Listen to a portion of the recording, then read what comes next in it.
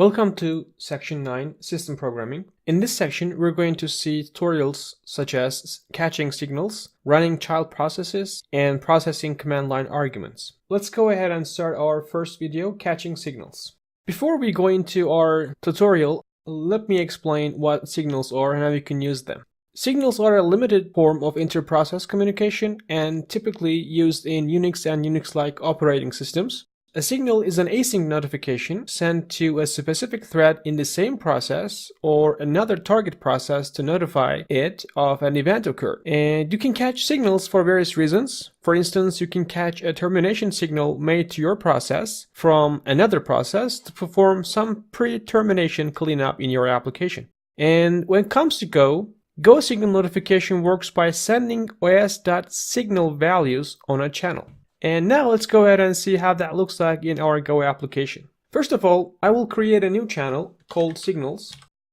And we use os.signal here. If you want to catch more than one signal, you can use a buffered channel. For instance, you can say 3 or 4. But here I am aiming to catch only one signal at a time. So I'm just saying 1. Or you can just pass that and the default will be 1 automatically. And here we also will have some other channel to notify that we are done with the signal processing so that we can terminate our application or do other things. And again, I'm gonna say in our signal package, we have this notify. So let's go ahead and see the documentation real quick. As you see that notify causes package signal to relay incoming signals to C. So Go will automatically listen to signals and it will relay that signal to this channel that we're going to provide as its first argument. So here I'm going to say signals. The following parameters is to filter which signals that you want to listen to. And here I'm going to say system and sigint.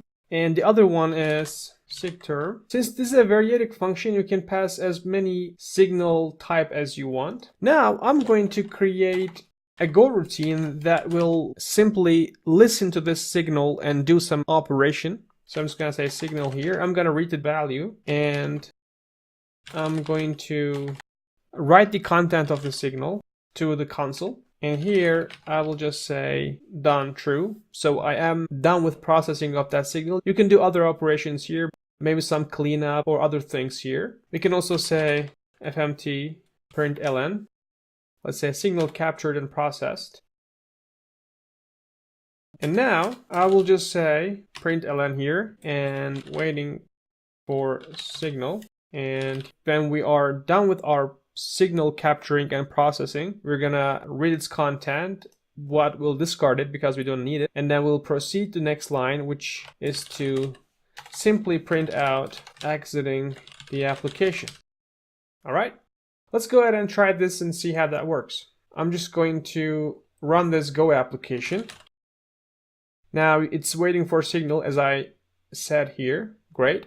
So one signal I'm going to send is to close with Control-C command. As you see, an interrupt happened. Our Control-C interruption has been captured and processed, and the process is done, and now we're exiting the application. And this is how you can simply capture, process, and use signals in your Go application.